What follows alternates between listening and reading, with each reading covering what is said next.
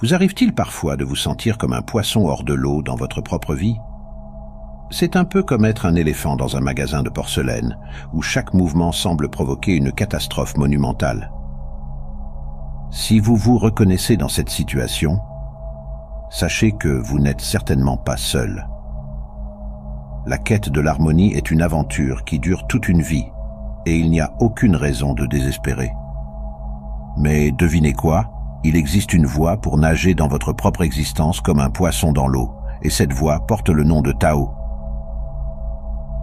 Explorons le taoïsme, l'un des piliers fondamentaux de la pensée chinoise, aux côtés du confucianisme et du bouddhisme.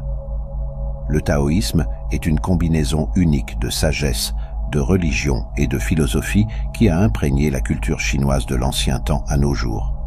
Les textes fondateurs de cette tradition sont le Dao De Jing, attribué à Lao Tzu, et le Zhuangzi, une collection de textes attribués à Chuang Tzu. Ces écrits, au-delà de leur excellence littéraire, renfermant des trésors de sagesse qui ont inspiré de nombreux courants de pensée en Extrême-Orient.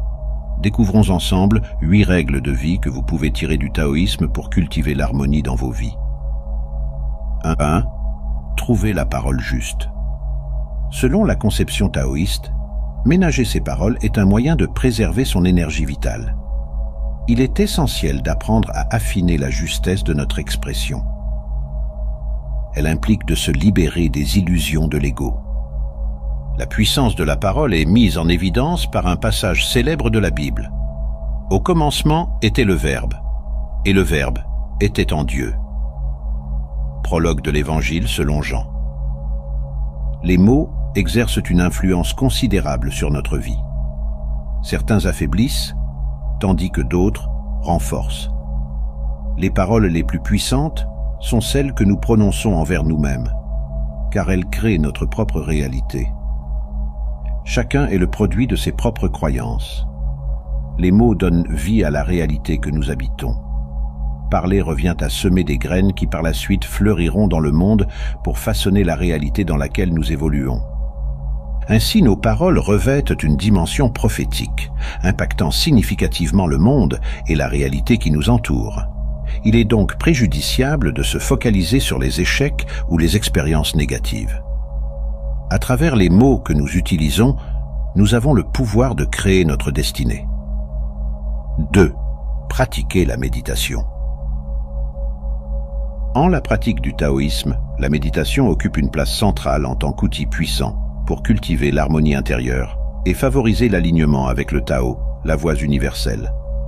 Contrairement à certaines formes de méditation qui mettent l'accent sur la concentration ou la suppression des pensées, la méditation taoïste encourage souvent une approche plus souple. L'objectif n'est pas de lutte contre les pensées, mais plutôt de les observer avec détachement, laissant l'esprit trouver naturellement son équilibre. Les conseils pratiques incluent la recherche d'un lieu calme, la posture confortable et détendue et la respiration profonde pour ancrer le moment présent. Intégrer des visualisations en lien avec la nature et le flux du Tao peut également enrichir la méditation taoïste. La constance dans la pratique est essentielle, et il est utile de commencer par des sessions courtes en prolongeant progressivement la durée au fil du temps. La méditation taoïste offre ainsi une voie vers la tranquillité intérieure et l'alignement avec le flux naturel de l'existence. 3. Cultiver la voie du juste milieu. La philosophie taoïste nous guide vers une harmonie avec les cycles de la vie, en prônant l'évitement des excès et la cultivation de l'action juste.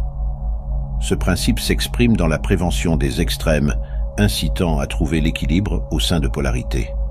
Par exemple, au lieu de succomber à la prodigalité ou à l'avarice, la voie taoïste nous encourage à cultiver la générosité, trouvant ainsi une juste mesure entre l'abondance et la retenue. De même, plutôt que de se laisser emporter par la lâcheté ou une témérité excessive, le taoïsme préconise la cultivation du courage, établissant ainsi un équilibre entre la prudence et l'audace. Selon les préceptes taoïstes, il est fondamental de rechercher la justesse dans notre relation au monde, évitant les extrêmes pour embrasser la voie médiane, où la sagesse et l'équilibre émergent comme guide de notre parcours dans la vie. En suivant cette voie, nous pouvons nous harmoniser avec les flux naturels de l'existence. 4. Écoutez les oiseaux chanter. Dans nos vies trépidantes, nos esprits sont souvent captivés par le tumulte mental, entraînant parfois une déconnexion de notre environnement et engendrant divers désordres.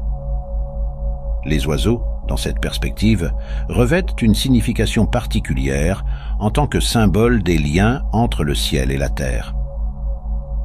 Selon la tradition taoïste, les oiseaux représentent les dieux immortels, libérés des contraintes terrestres, symbolisant la vélocité de l'esprit et la liberté inhérente. Dans la pratique du Qigong de santé, l'inspiration animale trouve son expression dans le jeu des 5 animaux, et l'enchaînement inspiré de la grue vise à émuler l'adresse et l'agilité de cet oiseau gracieux. Les chants des oiseaux, quant à eux, se présentent comme une invitation à renouer avec notre essence profonde et à nous reconnecter à nous-mêmes. Ils représentent une initiation à l'ancienne sagesse taoïste, offrant une opportunité précieuse de trouver l'harmonie entre ciel et terre. Prenez donc le temps de savourer le chant des oiseaux, car il constitue une source d'inspiration formidable pour rétablir un sens d'harmonie dans votre existence. 5. Mangez avec sagesse. Dans la perspective taoïste, la diététique occupe une place primordiale parmi les méthodes de préservation de la vitalité. L'alimentation est considérée comme indissociable de son environnement, du ciel et de la terre, afin de favoriser la santé de l'individu. Contrairement à la conception occidentale de la diététique axée sur la privation, la diététique taoïste adopte une approche positive et naturelle, s'intégrant harmonieusement à la vie quotidienne. Selon cette philosophie, les aliments possèdent une qualité énergétique et il revient à chacun d'ajuster son régime alimentaire en fonction de son propre terrain énergétique. Quelques principes diététiques émergent pour favoriser la santé. Respecter le cycle des saisons, en privilégiant les produits de saison par rapport aux articles souvent dénaturés des supermarchés. Favoriser la consommation de produits locaux.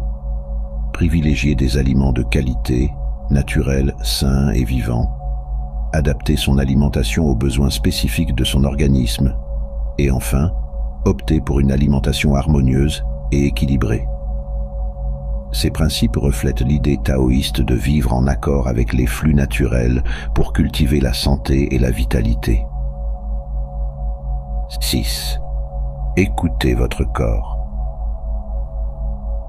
Selon la vision taoïste, la gestion des émotions est cruciale pour maintenir une bonne santé. Certains individus sont souvent submergés par des émotions négatives telles que la colère, la peur, l'inquiétude ou la tristesse. Et ces énergies néfastes peuvent avoir un impact direct sur la vitalité et même entraîner des maladies. Dans la Chine ancienne, les maîtres taoïstes avaient une compréhension profonde du pouvoir énergétique du sourire.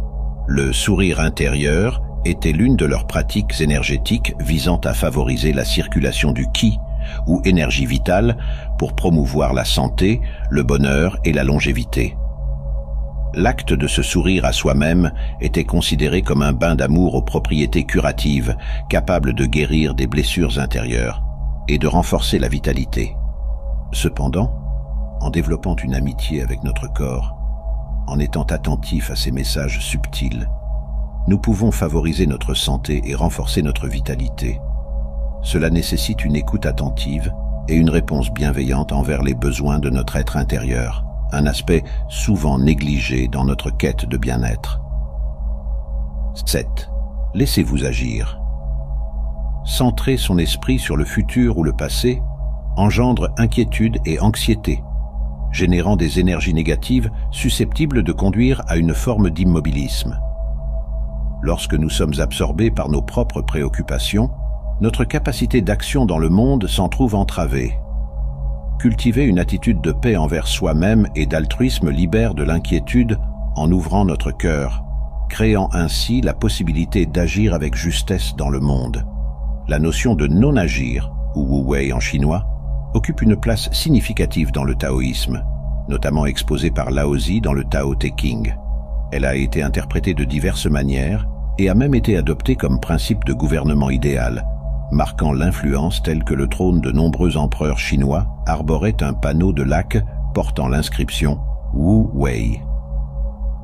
Il est important de souligner que le Wu Wei ne prône pas une attitude passive ou attentiste, mais plutôt un alignement de l'action sur le ordre cosmique originaire, le mouvement naturel de la nature.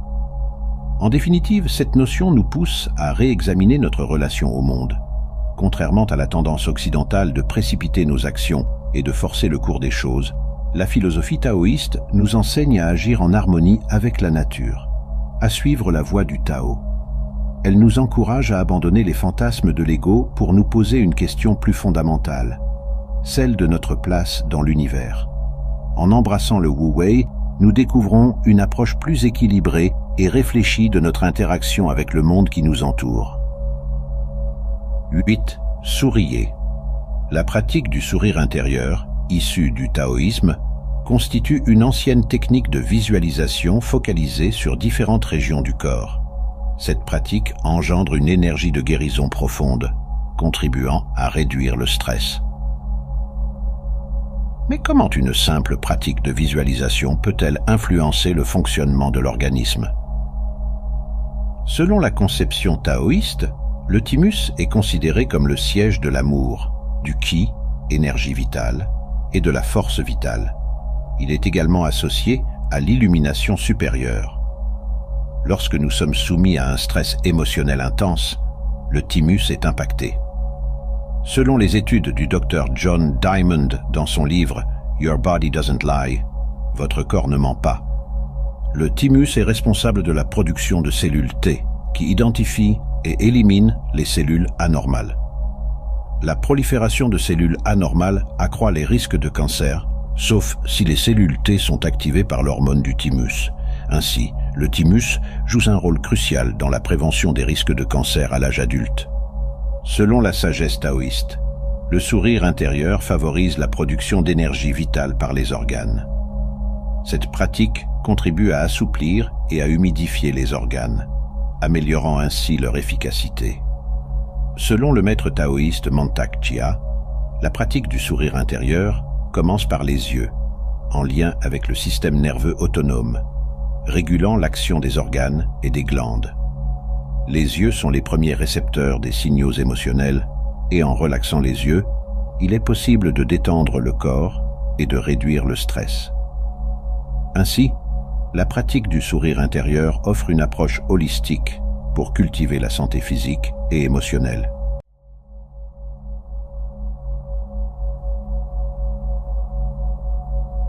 Chers amis de la chaîne, je tiens à prendre un moment pour exprimer ma sincère gratitude à chacun d'entre vous. Votre présence sur ma chaîne et le temps que vous consacrez à regarder mes vidéos ont une signification bien plus profonde que de simples statistiques. C'est extraordinaire de voir cette communauté grandir, de lire vos retours et de savoir que mes vidéos résonnent avec vous. Merci du fond du cœur. Passons maintenant à la vidéo. La méditation est subdivisée en différentes catégories et chacune a des objectifs spécifiques. La méditation taoïste traditionnelle se divise, elle, en 3 catégories: la santé, la reconnexion spirituelle et la relaxation. Du point de vue de la santé, il existe toute une branche d'exercices de concentration et de visualisation taoïste visant à purifier les canaux mentaux et physiques du corps en vue de la purification et du rajeunissement.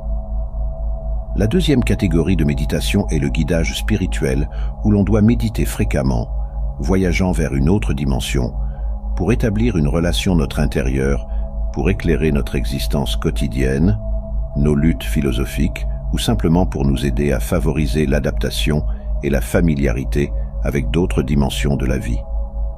La troisième catégorie de la méditation est le voyage métaphysique, une forme de relaxation et de divertissement.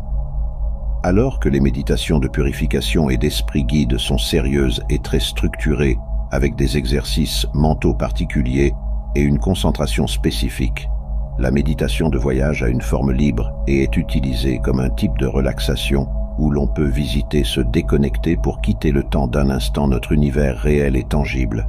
Lors de l'expérience de la méditation de voyage, le phénomène de pliage du temps est courant, où il peut sembler que l'on a erré dans les royaumes métaphysiques pendant des jours, des semaines, des mois, voire des années. La plupart des Américains décriraient la méditation comme le fait de s'asseoir dans une position détendue, de penser à des pensées agréables et peut-être de réciter des chants. En bref, ils voient la méditation comme rien de plus que du divertissement mental. Les pensées agréables d'un esprit errant peuvent en effet être relaxantes, mais il en va de même pour regarder un film, lire un livre ou écouter de la musique. Alors, qu'y a-t-il à gagner de ce genre de loisirs oisifs? L'une des catégories de la méditation est le divertissement. La valeur du divertissement que la méditation apporte réside dans l'idée de la détente et dans une certaine mesure, elle aide aussi la circulation du chi, bien que la méditation de divertissement ne soit pas aussi efficace que la guérison ou la méditation de guidage. La méditation, ou le Qigong mental, est plus précisément décrite comme un exercice de concentration qui utilise des techniques de visualisation pour atteindre des objectifs spécifiques. Elle utilise un processus discipliné d'imagerie mentale pour obtenir des résultats pratiques. La discipline est la clé. Il n'est pas divertissant de rester assis pendant des heures, forçant l'esprit à se concentrer sur des images spécifiques tout en l'empêchant de vagabonder vers d'autres pensées concurrentes. En effet, la méditation est une visualisation concentrée, et c'est certainement un travail. Bien qu'il existe de nombreuses formes de Qigong mental, les deux plus importantes sont la méditation du vide et la méditation du brûlage. La méditation du vide enseigne à l'esprit à ne pas penser et ainsi à se débarrasser des pensées, tandis que la méditation du brûlage brûle le stress de la vie quotidienne. Les deux techniques utilisent l'acuité mentale pour ouvrir les canaux de chi de l'individu. Le nettoyage mental est doublement important, car ses bienfaits s'étendent au-delà du cérébral jusqu'au cœur des maladies psychosomatiques. Contrairement à son homologue occidental, la médecine orientale affirme catégoriquement que la plupart des maladies peuvent être attribuées à des déséquilibres physiques déclenchés par des dysfonctionnements mentaux. De manière empirique, la plupart des profanes ont constaté que cela était vrai, notant que leur susceptibilité au rhume augmentait pendant les périodes de stress. Tout simplement, le stress réduit le système immunitaire du corps. Les méditations du vide et de brûlage commencent toutes deux avec le pratiquant assis sur une chaise à dossier droit, les deux pieds posés à plat sur le sol. Méditer sur une chaise est considéré comme approprié pour les Américains, car, contrairement à leurs homologues asiatiques, ils ont l'habitude de s'asseoir sur des meubles. Et pour des raisons liées à la seule héritage culturel, les Asiatiques méditent assis par terre dans une position où ils sont les plus à l'aise. Il est important de noter que, contrairement aux bouddhistes qui adoptent la position du lotus, les taoïstes classiques ne croisent pas les jambes pendant la méditation. Cette nuance en apparence mineure a des implications importantes pour le flux du chi. Le taoïsme considère le corps humain, pris entre la terre et les cieux, comme un conducteur de chi. Il est donc vital que le pratiquant aligne correctement son corps pour permettre au chi de circuler de manière optimale. La position jambes non croisées facilite cette exigence. Le chi cosmique prend son origine dans les cieux, traverse la tête du taoïste, descend le long de ses canaux et, d'un tir droit, pénètre dans la terre par ses pieds. La vision bouddhiste, en revanche, est que le chi devrait être préservé et recirculé à l'intérieur de l'individu. Par conséquent, les bouddhistes croisent leurs jambes pour configurer leurs canaux de manière circulaire. Il est intéressant de noter que les croyances philosophiques fondamentales du système se reflètent si profondément dans la position assise qu'il prescrit pour la méditation. Les principes de Lao Tseu, consacrés à l'interaction avec le monde environnant plutôt qu'à un repli intérieur, poussent le taoïste à cultiver l'échange de son chi individuel avec celui de l'environnement environnant.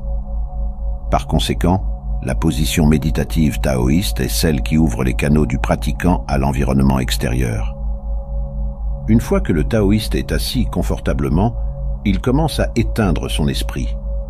Classiquement, il commence par fixer une bougie allumée pendant un court laps de temps, permettant à l'esprit et au corps de s'installer dans le processus méditatif.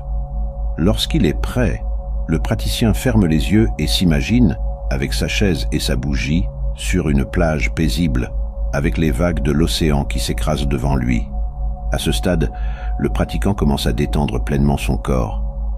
C'est plus difficile que cela ne paraît, car le corps humain est rarement détendu. Même pendant le sommeil, il se tend et se tortille, bouge constamment et roule sans cesse.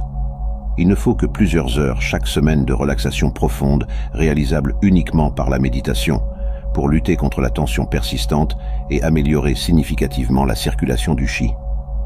Lao Tzu encourage cet effort en mettant en garde. Quand le corps est maintenu en perpétuel mouvement, il devient fatigué. Le praticien détend totalement le corps en progressant systématiquement à travers lui, un muscle à la fois. Il commence par le gros orteil gauche, lui commande de se détendre, puis continue sur le côté gauche du corps. En continuant de manière similaire sur le côté droit du corps, il termine avec le gros orteil droit. Chaque muscle du corps, y compris ceux du visage et du cuir chevelu, doit être complètement détendu avant de passer au suivant. Si le praticien n'est pas sûr que le muscle est vraiment détendu, il peut le tendre et le détendre immédiatement. En éprouvant la sensation de contraction contrastée, le praticien peut comprendre et atteindre la détente. Si, après avoir terminé un cycle de détente, le praticien ne se sent pas suffisamment détendu, le processus doit être répété. Une fois que le corps est complètement détendu, il est temps d'éliminer les flux de pensées intrusives qui le harcèlent.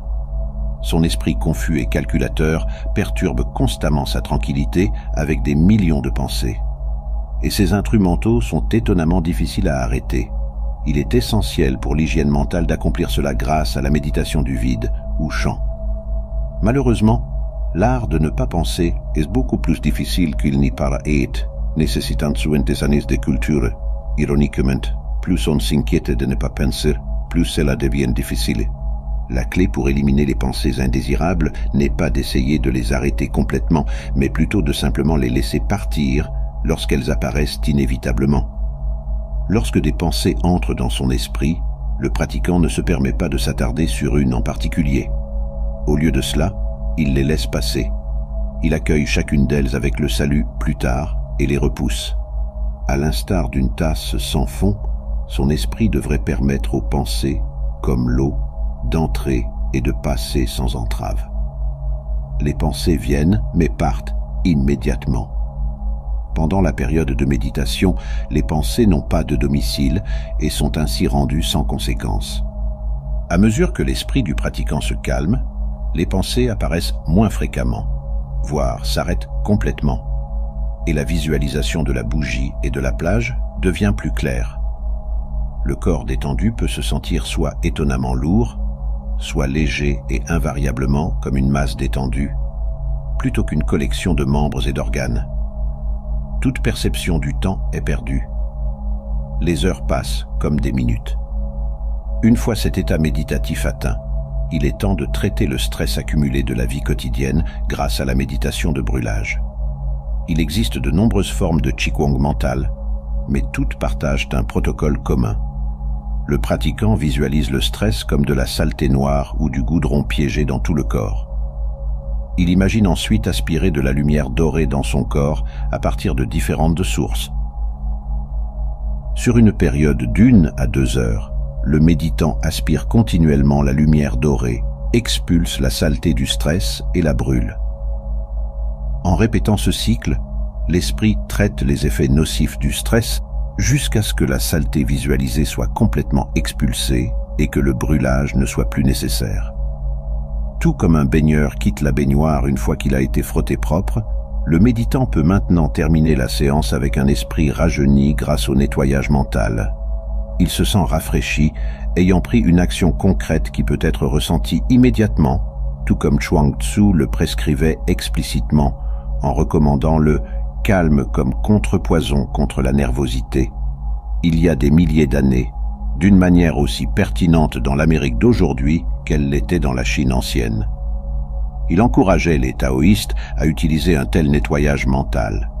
Étonnamment, ce processus continu d'utilisation de la lumière dorée pour expulser et brûler le stress est un outil puissant pour faire face aux dommages psychosomatiques du stress. Les blocages du système méridien, formés par le stress, sont détruits par la méditation de brûlage.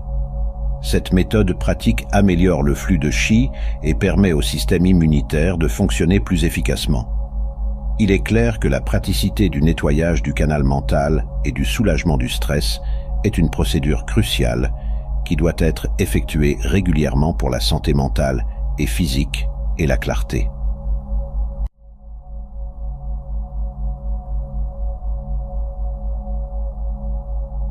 Dans le monde moderne, nous comparons sans arrêt le temps à l'argent. Au cours du dernier siècle, les progrès dans la technologie des télécommunications et des transports nous ont permis d'économiser beaucoup de temps. Ironiquement, nous nous retrouvons plus occupés que jamais. Nous sommes pressés d'accomplir de plus en plus en moins de temps. Le résultat est que nous sommes toujours pressés et n'avons pas le temps de profiter de la vie.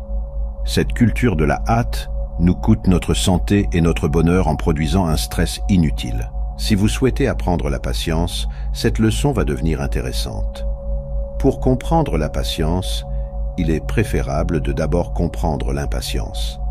La patience est l'une des qualités les plus difficiles pour moi à embrasser. Le troisième principe du taoïsme met l'accent sur le cycle de la vie, notant que la nature ne se presse pas, pourtant tout est accompli. Le taoïsme souligne le modèle de 24 heures du jour et de la nuit, les 4 saisons, printemps, été, automne, hiver, et le cycle de vie de la naissance à la mort. Cette approche cyclique est importante à rappeler lorsque les choses deviennent mouvementées. L'impatience signifie que vous êtes en mouvement et que vous ne prêtez pas attention à ce qui vous entoure. Être impatient, c'est aller à contre-courant et être constamment décalé. Le problème avec la patience, c'est qu'elle n'est pas une définition statique. Malgré ce que le dictionnaire vous dit de persévérer tranquillement et régulièrement, en attendant plus de détails. Elle change toujours par rapport à ce contre quoi vous travaillez. Si vous essayez de forcer la patience à suivre un rythme standard, vous échouerez la plupart du temps. Si vous décidez d'apprendre la patience dans le vide, par vous-même, vous ignorez ce qui vous entoure. Vous serez toujours désynchronisé et vous sentirez impatient. Les gens pensent que la patience est le but. Ce n'est pas le cas. C'est plutôt un style et un outil pour nous connecter au monde qui nous entoure. Les gens pensent qu'être patient signifie laisser le monde vous rattraper. Mais être patient, c'est vous permettre de rattraper le monde. Et parfois, vous devez bouger rapidement pour rester à la hauteur. Apprendre à faire une pause est une partie importante de la patience. Faire une pause n'est pas la même chose qu'attendre, et la patience n'a rien à voir avec l'attente. Apprenez tout sur le rythme. Chronométrez-vous pour travailler avec plus d'un processus autour de vous. Comme le monde autour de vous est en mouvement, en évolution et que chacun est différent, la patience nécessite flexibilité et minutage. Parfois, allez lentement pour laisser tout se mettre en place. Parfois, avancez avec certitude et permettez à tout de vous rattraper. La patience consiste à ajuster votre rythme à l'essence présente. Si vous voulez apprendre la patience, ne vous laissez pas tromper par l'attente. Pratiquez plutôt la pause dans la conscience et connectez-vous à la fois à vous-même et à la vie qui vous entoure. La patience consiste à se connecter au monde qui vous entoure. Vous n'êtes pas patient si vous traînez ou êtes traîné par le monde. Vous êtes patient si vous ajustez votre rythme aux connexions et aux motifs qui vous entourent. Comment puis-je retrouver ma patience ? L'impatience représente également le désir d'agir. L'impatience représente le potentiel accumulé à l'intérieur d'une personne, essayant de la pousser vers un endroit plus naturel. Lorsque vous êtes dans un état d'impatience, fermez les yeux, écoutez votre potentiel intérieur, libérez lentement vos actions et avec un guidage intérieur, utilisez votre impatience comme une force pour stimuler des actions créatives. Commencez par de petits pas. Si vos actions sont interrompues par des influences extérieures, abandonnez ces petites actions et essayez différentes actions, ne forcez pas. Si vos actions dévient, alors vous poussez trop fort et réduisez l'intensité de vos actions. Cependant, une fois que vos actions plus petites sont soutenues par des événements extérieurs ou qu'elles progressent de manière ininterrompue et correcte, ajoutez plus d'énergie à ces actions en utilisant un soutien externe supplémentaire. Commencez avec environ 60% d'actions, juste assez pour avancer. Pour information, 50% d'action signifie simplement maintenir le statu quo. Moins de 50% représente la dépression et la décadence. Il y a une fine ligne quant à la force que vous placez dans l'action pour surmonter l'impatience. Découvrir que la sagesse réside dans la patience. Mais l'impatience peut également servir d'outil pour explorer le potentiel intérieur qui se construit en chacun de nous.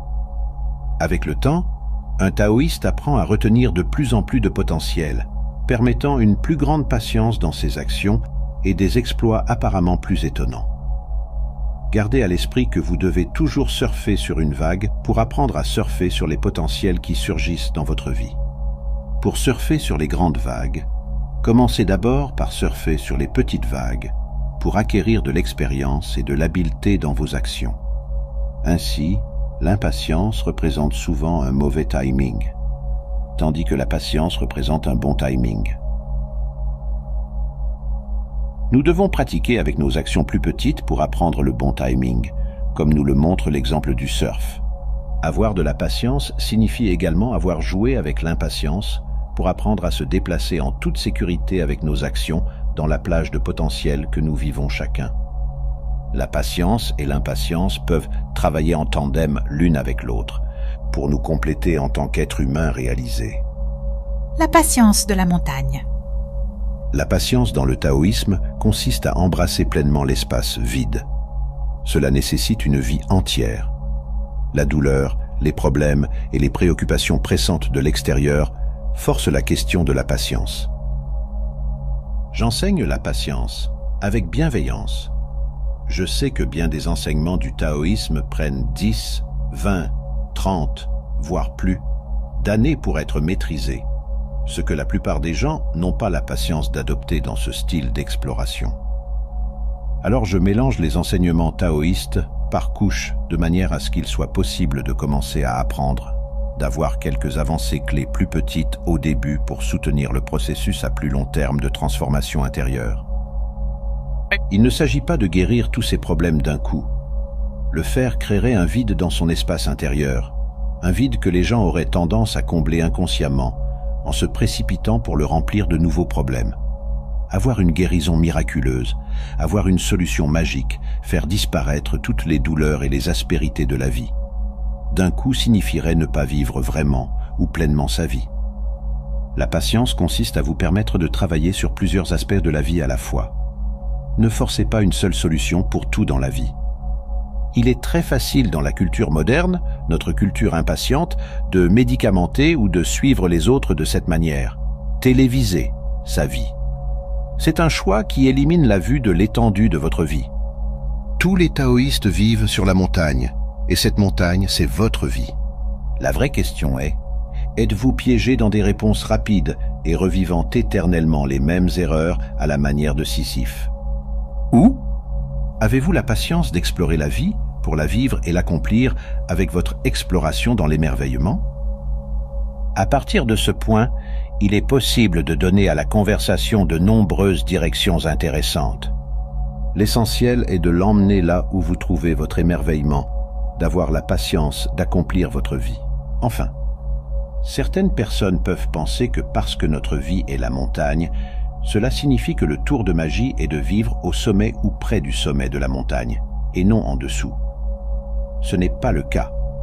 Notre vie en tant que montagne offre de nombreuses options sur la manière d'approcher son exploration au fil du temps.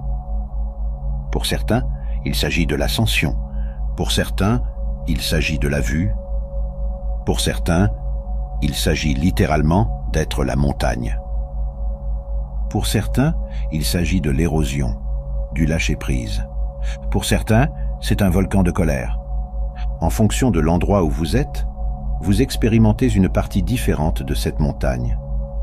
Pour certains, il s'agit des tempêtes qui balayent les flancs. Pour certains, il s'agit d'être au-dessus des nuages de l'attachement et de l'illusion. Dans les parties ultérieures de la pratique, il s'agit d'être la montagne à chaque instant, à chaque endroit de l'expérience. Dans les parties ultérieures de la pratique, c'est quelque chose d'autre encore. Nous sommes tous de la montagne. Ce que signifie la patience, c'est être capable d'explorer cette montagne de la vie avec plus d'une approche et avec plénitude. Prendre également le temps de se reposer ou parfois de faire une pause, puis changer la façon dont nous nous déplaçons autour de notre montagne de la vie. C'est une sorte d'amour, n'est-ce pas? Comment la tasse tient le thé? Comment la chaise se tient robuste et carrée? Comment le sol reçoit les dessous des chaussures ou des orteils? Comment les semelles des pieds savent où elles sont censées être? J'ai réfléchi à la patience des choses ordinaires, comment les vêtements attendent respectueusement dans les placards, et le savon sèche silencieusement dans le plat, et les serviettes boivent l'humidité de la peau du dos, et la belle répétition des escaliers. Et qu'y a-t-il de plus généreux qu'une fenêtre?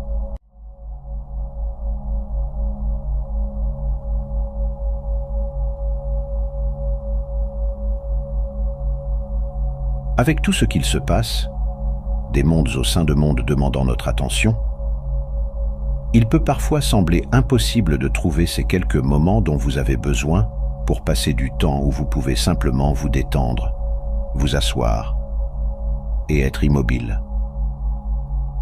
Compréhensiblement, trouver la paix est quelque chose que beaucoup recherchent tout au long de leur vie. La paix intérieure fait référence à un sentiment de tranquillité et de repos qui vient de l'intérieur. La liberté des perturbations ou la tranquillité. En utilisant cette définition, la paix intérieure est une forme de tranquillité intérieure qui n'est pas perturbée par des troubles. Dans les traditions spirituelles, les perturbations sont souvent des mouvements de l'esprit, le genre de pensées intrusives ou d'émotions difficiles que nous rencontrons souvent dans notre vie quotidienne. Une grande partie des écoles de pensée telles que le bouddhisme et le taoïsme se concentrent sur des pratiques qui cultivent la paix intérieure. En particulier, l'enseignement central du Bouddha des Quatre Nobles. Vérité affirme que toute l'existence humaine est une souffrance ou dukkha. La souffrance, d'autre part, est causée par l'attachement, soit par aversion, soit par désir. Plus nous nous attachons à nos biens, réalisations et même aux personnes, plus nous sommes éloignés de notre vraie nature. Le taoïsme et le bouddhisme nous enseignent tous deux que rien dans le monde matériel ne nous apportera jamais une satisfaction profonde. Tout est impermanent. Cela change constamment, tout comme nos désirs, pensées, préférences et aversions. Si nous pouvons apprendre à suivre cette impermanence et à nous y rendre, comme le Tao Te Ching nous enseigne, nous atteindrons la paix intérieure. La paix intérieure est donc atteinte par la pratique du détachement. Le détachement est une qualité de la conscience, l'arrière-plan du mouvement constant de l'esprit et du corps. Il peut être le cœur d'une personne résiliente et d'une psychologie positive et peut conduire à un résultat plus positif et à une meilleure vie. Le Bouddha pointait vers ce qui est non conditionné, non soumis à la naissance et à la disparition, et donc une base plus fiable pour le bonheur durable et la paix intérieure.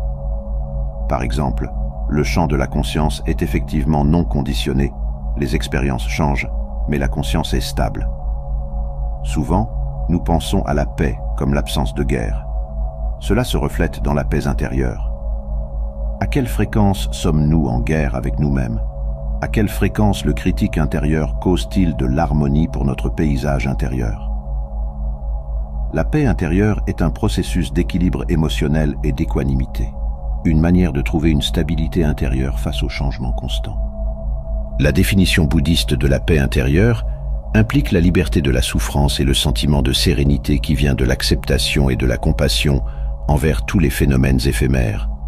Ces phénomènes éphémères incluent le bonheur, d'où la nature contre-intuitive de la recherche de la paix intérieure. Il y a une raison pour laquelle la paix intérieure est ancrée dans la sagesse religieuse ou philosophique. Sa nature est difficile à comprendre avec l'intellect seul. Atteindre la paix intérieure n'est pas seulement un exercice intellectuel, mais une pratique incarnée. Le Tao décrit comment, comme la nature, on devrait être en équilibre, en harmonie et simple. Le verset 37 du Tao Te Ching cite comment les gens seraient satisfaits de leur vie simple et quotidienne, en harmonie et libres de désir. Quand il n'y a pas de désir, toutes choses sont en paix. La vision du monde taoïste est enracinée dans une observation étroite des motifs de changement qui existent dans le monde naturel. Lao Tzu préconise de vivre naturellement et librement comme vous êtes vraiment, plutôt que comme on vous dit d'être. Nous sommes tous un avec le Dao, donc suivre le flux du Dao signifie être naturel, observer la simplicité et la non-action ou la non-ingérence au lieu d'agir par l'ego et le désir. Vivre en accord avec le Dao au niveau personnel se propage dans le monde dans lequel nous vivons, car tout ce qui existe entre le ciel et la terre émane de la même étoffe de l'existence. Le Dao est une symphonie dans laquelle nous sommes chacun un instrument, et être naturel signifie jouer les notes en harmonie avec la musique de l'univers. Le Tao Te Ching ne présente pas d'instructions ou de techniques spécifiques pour devenir ce qu'il appelle un Shengren, un sage qui a réalisé le Dao. Cependant, il décrit comment un sage se comporte. Par exemple, il affirme qu'on ne devrait pas forcer les choses, mais plutôt être tranquille, n'avoir aucun désir, se comporter naturellement et vivre simplement. Cela affectera à son tour l'environnement social et politique du sage. Les paroles du Tao Te Ching sont aussi pertinentes aujourd'hui qu'elles l'étaient il y a plus de 2000 ans, et elles peuvent être mises en pratique dans nos vies modernes. Les pratiques suivantes sont issues du grand sage taoïste Lao Tzu afin de cultiver la paix intérieure. Une chose importante à garder à l'esprit est la respiration et la recentration. Pouvez-vous équilibrer votre force vitale et embrasser l'un sans séparation? Pouvez-vous contrôler votre respiration doucement, comme un bébé? Pouvez-vous clarifier votre vision sombre sans tache? Chapitre 10, le Tao Te Ching. Le Tao Te Ching affirme que l'autoculture entraînera la paix intérieure et la paix dans la société. L'autoculture taoïste se manifeste dans sa profusion de formes de méditation et de Qigong, des pratiques qui focalisent notre conscience sur notre respiration et le flux de Qi ou d'énergie vitale à travers nos corps. Ces techniques sont basées sur les théories présentées dans le Huangdi Neijing, le classique interne du Jaune Empereur, qui est un ancien texte chinois, traité comme la source doctrinale fondamentale de la médecine chinoise. L'idée fondamentale du Qigong et de la médecine chinoise, acupuncture et herboristerie, est que le Qi équilibré et fluide entraîne la santé, tandis que le Qi stagnant ou déséquilibré conduit à la maladie. Cela est vrai non seulement au niveau du corps humain, mais aussi en termes de paysages naturels. Montagnes, rivières, forêts et de structures fabriquées par l'homme, maisons, immeubles de bureaux et parcs. De la même manière qu'un acupuncteur diagnostique des déséquilibres énergétiques et travaille à rétablir le QI fluide dans le corps humain, de même le praticien de Feng Shui perçoit des déséquilibres énergétiques dans les paysages naturels ou fabriqués par l'homme, puis applique diverses techniques pour remédier à ces déséquilibres. Dans les deux cas, l'objectif est d'établir un flux d'énergie plus ouvert dans l'environnement interne ou externe particulier et, par conséquent, d'atteindre la paix intérieure et éventuellement de reconnaître notre unicité avec le Dao. Vous pouvez commencer à cultiver la santé en vous concentrant sur votre respiration.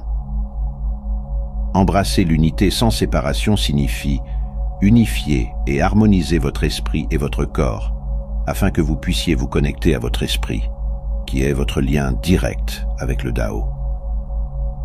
Lorsque vous êtes dans un état stressant, votre respiration devient rapide et superficielle, et votre rythme cardiaque s'accélère. Une respiration rapide et superficielle rend plus difficile le travail de vos poumons, qui consiste à fournir à votre corps de l'oxygène et à éliminer les déchets et les toxines de votre circulation sanguine. La privation d'oxygène permet à ces toxines de s'accumuler dans votre corps, sollicitant votre système immunitaire. Une mauvaise alimentation en oxygène peut conduire au vieillissement prématuré et à la perte de vitalité, et est liée à une augmentation des crises cardiaques et des AVC. Lorsque vous pratiquez la respiration méditative, visualisez chaque muscle et chaque cellule de votre corps se détendre et se relâcher à chaque expiration. À chaque inspiration, visualisez votre corps se remplir de vitalité et d'énergie. Moins, c'est plus. La vie simple. Poursuivez la connaissance, gagnez quotidiennement.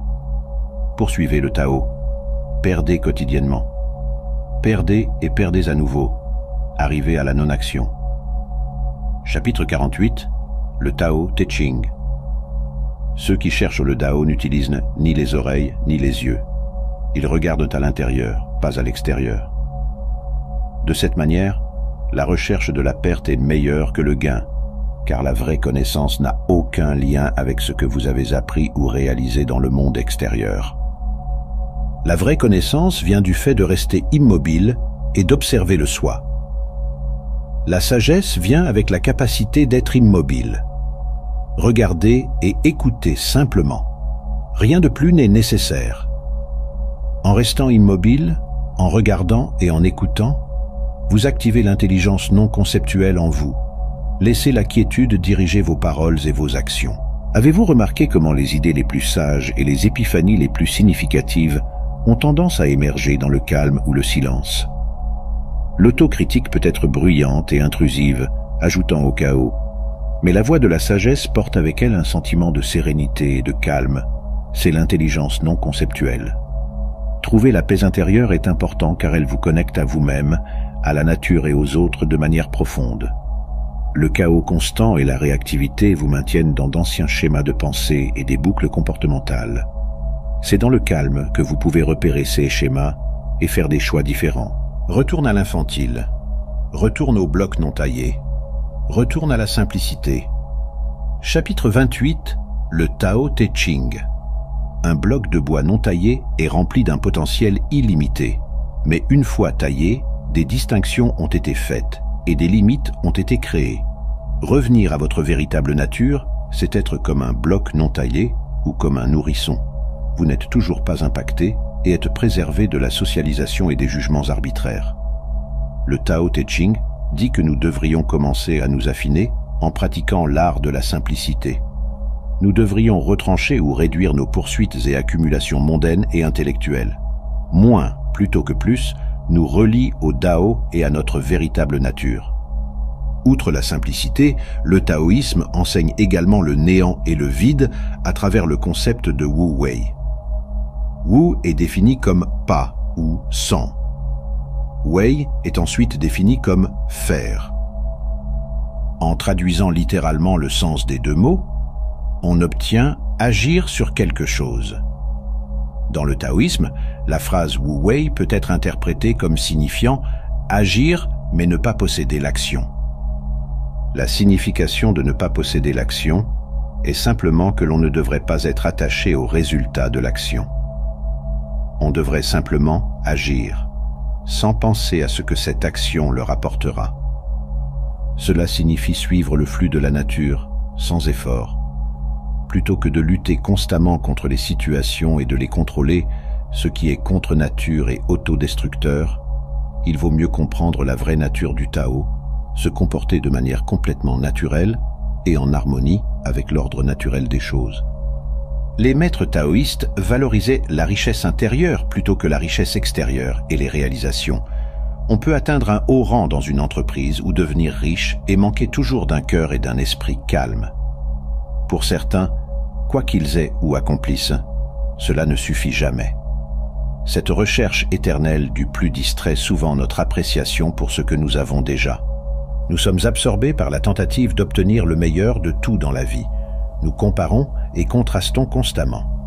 Si quelque chose ne correspond pas à nos normes, nous sommes alors insatisfaits du résultat. Mais voici ce qui est étrange mais vrai dans les tranchées quotidiennes de la vie. Il n'y a pas de telle chose que de ne pas adorer. Tout le monde adore. Le seul choix que nous ayons, c'est ce que nous adorons, et la raison probablement la plus convaincante de choisir quelque chose de spirituel à adorer est que tout le reste que vous adorerez vous dévorera probablement. Si vous adorez l'argent et les choses, si c'est là que vous placez le véritable sens de la vie, alors vous n'en aurez jamais assez. Adorez votre propre corps et votre beauté et votre séduction sexuelle, et vous vous sentirez toujours laid, et lorsque le temps et l'âge commenceront à se montrer, vous mourrez 1 million de morts avant qu'ils ne vous plantent enfin. À un niveau, nous le savons déjà. Cela a été codifié en mythe, proverbes, clichés, épigrammes, paraboles, en d'autres termes, le squelette de chaque grande histoire. La véritable astuce est de garder la vérité en première ligne dans la conscience quotidienne. Adorer le pouvoir te conduira à te sentir faible et effrayé, et tu auras besoin de toujours plus de pouvoir sur les autres pour t'engourdir face à ta propre peur. Adorer ton intellect, être perçu comme intelligent, te conduira à te sentir stupide, un imposteur toujours sur le point d'être découvert. La chose insidieuse à propos de ces formes d'adoration n'est pas qu'elles sont mauvaises ou pécheresses, c'est qu'elles sont inconscientes. Ce sont des paramètres par défaut. Ce sont le genre d'adoration dans lequel tu glisses progressivement, jour après jour, devenant de plus en plus sélectif sur ce que tu vois et comment tu mesures la valeur sans être pleinement conscient que c'est ce que tu fais. Et le prétendu monde réel ne te découragera pas d'agir selon ton paramétrage par défaut, car le prétendu monde réel des hommes, de l'argent et du pouvoir tourne gaiement avec le carburant de la peur, de la colère, de la frustration, de la convoitise et de l'adoration de soi. La pensée taoïste dit que nous devrions nous débarrasser de ces envies ou désirs de la vie. Lorsque nous nous limitons à nos plus grands désirs, nous sommes capables d'atteindre des moments de la plus pure simplicité. Conquérir les autres nécessite de la force. Se conquérir soi-même est une véritable force. Savoir ce qui est suffisant est une richesse. Chapitre 33. Tao Te Ching. Il n'y a pas de plus grand malheur que de ne pas savoir ce qui est suffisant. Il n'y a pas de plus grande faute que le désir de réussite. Par conséquent, savoir que suffisamment est suffisant est toujours suffisant. Chapitre 46. Tao Te Ching. La leçon ici est que si nous nous concentrons sur le fait d'atteindre de plus en plus, nous oublions d'apprécier ce que nous avons déjà et qui nous sommes vraiment. Il est donc impératif que nous prenions le temps de cultiver un sentiment de contentement avec la façon dont les choses sont ici et maintenant. Voir les situations pour ce qu'elles sont, puis voir ce qui doit être changé, le cas échéant. Si quelque chose qui doit être changé peut l'être, il vaut la peine de prendre des mesures pour le faire. S'il ne peut pas être changé, la stratégie consiste à apprendre à s'adapter à cette situation. Pour le faire, conquiers-toi en t'acceptant, et tu apprendras quand assez, c'est assez. La chose la plus douce au monde l'emporte sur la plus forte. Chapitre 43. Tao Te Ching. Par conséquent, ceux qui voudraient être au-dessus doivent parler comme s'ils étaient en dessous. Ceux qui voudraient diriger doivent parler comme s'ils étaient derrière. Parce que le sage n'est pas contentieux, personne ne lutte contre lui. Chapitre 66. Tao Te Ching. Wang Tao a dit 8 pieds d'eau peuvent faire flotter un navire de 1000 tonnes. Les maîtres taoïstes font souvent référence à la capacité de l'eau à user même des roches les plus dures. L'eau, étant douce et flexible, l'emporte sur le fort. Nous pouvons mettre cela à profit dans nos interactions quotidiennes. Lorsque quelqu'un cherche la bagarre, nous pouvons gagner en étant flexibles et doux, évitant ainsi le conflit. De plus, lorsque nous avons besoin de quelque chose de quelqu'un, quelle que soit notre position dans l'organisation, nous devons approcher cette personne avec humilité et d'un endroit de douceur et d'appréciation. Vise dans un bon endroit. Garde ton esprit profond. Traite bien les autres. Tiens parole. Établis des règles justes. Fais ce qu'il faut. Chapitre 8. Tao Te Ching. Dans la recherche d'un esprit plus calme, nous devons encore nous occuper des aspects pratiques de la vie quotidienne. Le sage trouve l'équilibre entre le yin, qui est la quiétude, le repos et l'introspection, et le yang, qui est le mouvement, l'interaction et l'engagement dans les affaires mondaines. Travailler quand c'est le moment signifie également que l'on devrait travailler quand c'est nécessaire, mais aussi s'arrêter lorsque le travail est terminé. Beaucoup d'entre nous travaillent de très longues heures, certains par choix, d'autres non.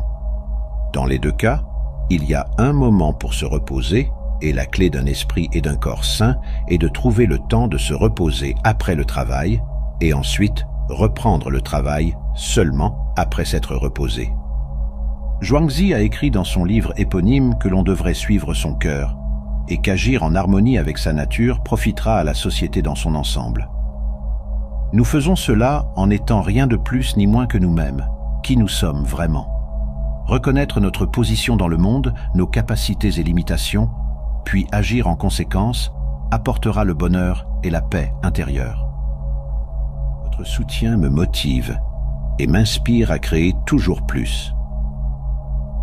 J'apprécie vraiment chaque moment que nous partageons sur cette plateforme. Si ma chaîne peut apporter ne serait-ce qu'un petit moment de joie, de réflexion ou d'évasion dans votre vie, alors elle atteint son objectif. Merci du fond du cœur.